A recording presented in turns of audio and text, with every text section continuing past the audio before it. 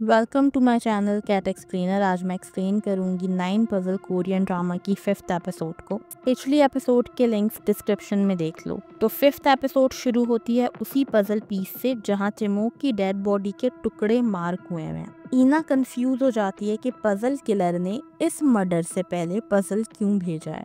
शायद यूं कि चिमोक भी पजल किलर का टारगेट था और उसने अपना सिग्नेचर भी उसे पार्सल कर दिया था, मगर येंगी की नफरत देखकर उसने ये काम येंगी को करने दिया। अब ईना येंगी से मिलने जेल आती है और उससे पूछती है कि क्या मर्डर के वक्त उसका कोई पीछा करता हुआ उसे महसूस हुआ था, जिसपे येंगी कहती है कि जब वो और उसका बॉयफ्रेंड लेक के पास थे तब उसको वहाँ कोई और भी फील हुआ था, मगर वो ध्यान नहीं दे पाई। और अब येंगी को समझ में आता है कि ये दोनों टायर मार्क्स की वजह से पकड़े गए हैं, मगर उन्होंने लेक के पास कोई टायर मार्क्स छोड़े ही नहीं थे। मतलब पजल किलर ने अपना टारगेट इनसे मरवाया और फिर डेड बॉडी के पास फेक टायर मार्क्स लगाकर इनको फंसवा भी दिया। अब वॉयलेंट क्राइम्स के पास एक और केस आता है जहां एक पुराने फैक्ट्री वर्कर यूंग हान की डेथ हो गई है। वो कल रात अपने 3 कोवर्कर्स के साथ ब्रेक रूम में पार्टी कर रहा था और नेक्स्ट डे उसी जगह उसकी डेड बॉडी मिली क्योंकि उसकी ड्रिंक में कल पॉइजन मिला था।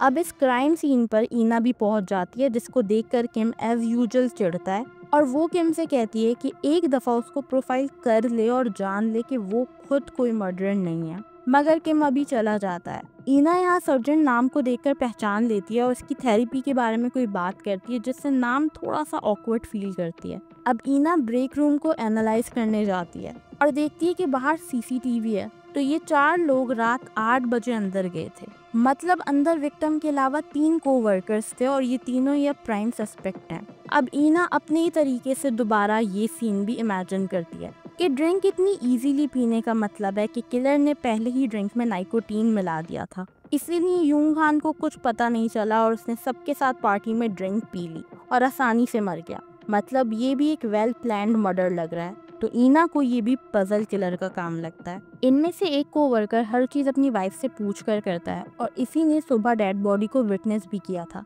तो किम इसकी वाइफ के पास जाता है उससे इंटेरोगेट करने, तो वो बताती है कि मेरे हस्बैंड के पास कोई मोटिव नहीं है। हाँ, उसने एक दफा यूंग हॉन से उधार लिया था मगर वो वापस करने वाला था। अब ये वर्कर दूसरे कोवर्कर पर इल्जाम डालता है कि वही बंदा है जो ड्रिंक लेकर भी आया था और उसने खुद वो ड्रिंक पी भी नहीं थी। फिर ये उस दूसरे वाले को इंटेरोगेट करते हैं तो वो तीसरे कोवर्कर पर इल्जाम डालता है कि अगर पॉइजन के तौर पर नाइकोटीन यूज किया गया है तो तीसरा कोवर्कर नाइकोटीन पीता भी है और वो पार्टी से आधा घंटे पहले भी ब्रेक रूम में था। अब इस कोवर्कर के बारे में तफ्तीश करते हैं तो सुपरमार्केट का कैशियर बताता है कि हाँ, 1 मंथ पहले उसने बल्क अमाउंट में नाइकोटीन खरीदा था और उसके साथ कुछ और चीजें भी खरीदी थी जैसे लिप बाम वगैरह। अब ये तीनों ही प्राइम सस्पेक्ट हैं मगर तीनों के पास कोई मोटिव नहीं है। तो किम दोबारा से ब्रेक रूम में जाता है और वहाँ ईना पहले से होती है। तो ये दोनों केस डिस्कस करते हैं कि यूंग हान ने 1 साल के बाद फैक्ट्री दोबारा ज्वाइन की थी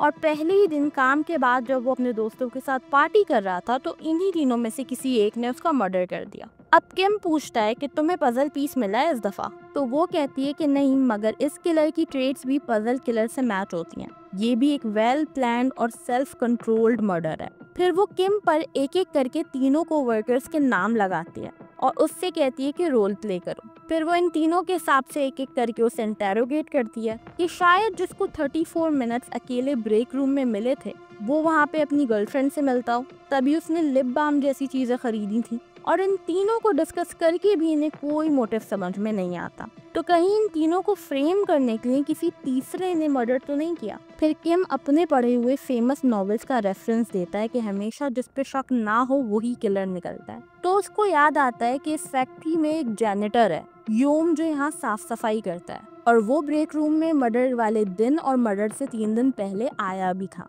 तो किम उस जैनिटर को इंटेरोगेट करता है कि उसको ब्रेक रूम में पार्टी का करना पसंद भी नहीं था और वो खुद भी नाइकोटीन यूज करता है, लेकिन वो जवाब देता है कि वो सिर्फ सिगरेट पीने के लिए नाइकोटीन का यूज करता है और बताता है कि पिछले साल यूंग हान के साथ इन तीनों को वर्कर्स ने कुछ ऐसा किया था जो यूंग हान को अब पता चल गया था। इसके बाद सीन कट होता है ईना की तरफ और वो अपनी थेरेपिस्ट से बोल रही होती है कि कोई मर्डर किस बेस पर करता है। तो थेरेपिस्ट उसको एडवाइस देती है कि तुम हमेशा क्रिमिनल की नज़र से केस सॉल्व करती हो, कभी तुम विक्टिम की नज़र से भी सोचा करो कि वो खुद कैसा आदमी था, उसकी नज़र में उसको कोई क्यों मारना चाह सकता है। तो ईना यूंगान को प्रोफाइल करना शुरू करती है और उसे पता चलता है कि पिछले साल उसका इकलौता बेटा मर गया था। उसकी फैमिली में ऑलरेडी कोई नहीं था सिवाय अपने बेटे के। फिर वो किम के साथ यूंगहान के घर जाती है तो वहाँ भी सब कुछ बहुत ज्यादा क्लीन होता है। हर चीज जगह पर सिमटी हुई ऐसे रखी हुई होती है जैसे कोई इंसान कहीं जाने से पहले अपने घर को पैक करता है।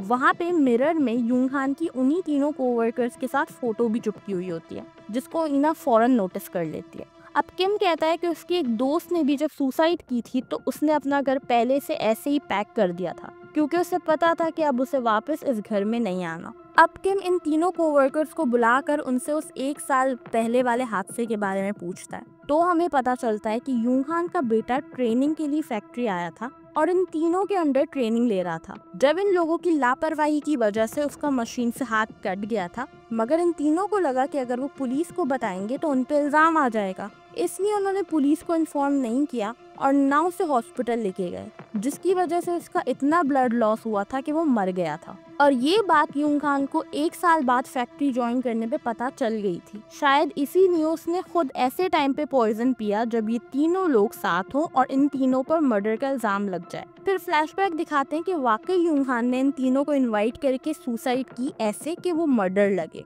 और यहाँ पर ये केस खत्म हो जाता है। अब ईना थेरेपिस्ट के सामने गुस्सा कर रही होती है कि जब यूंगहान इतनी प्लानिंग कर सकता था तो उसको बदले के तौर पर इन तीनों को मर्डर करना चाहिए था, ना कि सुसाइड। मगर डॉक्टर ली इस पर जवाब देती है कि दुनिया में 2 टाइप के लोग होते हैं, जो ऐसी टफ सिचुएशंस में या तो अगले का मर्डर कर देते हैं या खुद को मार लेते हैं। और डॉक्टर ली के अंदाजे के मुताबिक ईना भी दूसरे टाइप की है। अब ईना आज रात फिर किम के अपार्टमेंट में घुस जाती है और उसको भी थेरेपिस्ट वाला क्वेश्चन पूछती है। वो 2 ग्लासेस में ड्रिंक निकालती है और पूछती है कि तुम्हारे हिसाब से मैं कौन सी टाइप हूँ, क्या मैं सामने वाले का मर्डर कर सकती हूँ या खुद को मार सकती हूँ। तो किम अपनी ड्रिंक उठाकर पी लेता है, मतलब उसको यकीन हो गया कि वो दूसरे का मर्डर नहीं कर सकती, और ईना भी उसका ट्रस्ट देखकर खुश हो जाती है। फिर ईना उसको अपनी थ्योरी बताती है कि विक्टिम्स को भी कल्प्रिट्स की नज़र से देखना चाहिए। हो सकता है कि अंकल डोंग और मियोंग और चिमोक खुद भी क्रिमिनल्स हों और उन्होंने पजल किलर के साथ कुछ ऐसा किया हो जिस पे वो रिवेंज ले रहा है। उसके पास 3 पजल पीसेस हैं जिनको देखकर लगता है कि शायद ये पजल 6 या 9 पीसेस से कंप्लीट होगा। इसी के साथ ये एपिसोड एंड हो जाती है। 6th एपिसोड को सुनने के लिए प्लीज चैनल को सब्सक्राइब करना मत भूलना। I see you in the next video.